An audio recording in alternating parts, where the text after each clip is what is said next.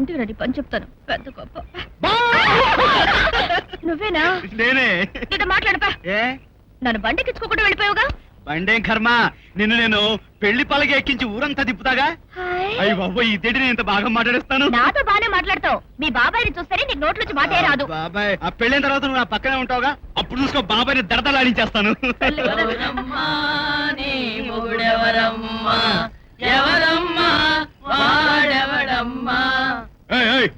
మొగుడెవడంటే పెళ్ళికొచ్చి చూసుకోండి, అప్పుడు తెలుస్తుంది.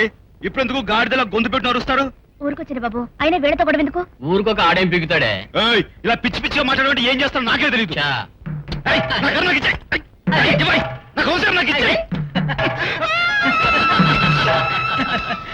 ఏంట్రోయ్ అంత మనగాడు ఎప్పుడైపోయావు? మేక బాగానే గాంటిస్తుంది. మా మీదకే వస్తావురా బాలరాజు. తప్పండి చాలండి, అందరూ కలిసి అమ్మాయికుండా అల్లరి పెడతారా? సిగ్గులేదు? సిగ్గు వీళ్ళకేటి? వీళ్ళ ఇళ్లలోను వంశంలోను ఎవరికీ లేదు. ప్రసాదం గడుస్తున్నాడు. అవును రోయ్, వాడి కేసుని మనం అల్లరి చేస్తున్నామని అలుగుతాడురా. పదం పదం.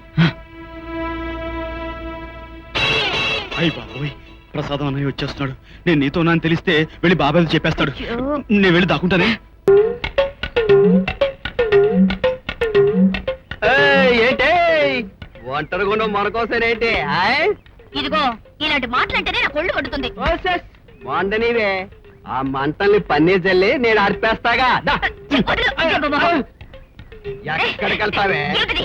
వదలు. వదలనుగా. వదలవా? వదలనంటే వదలనుగా. నేను వదిలేస్తానుగా.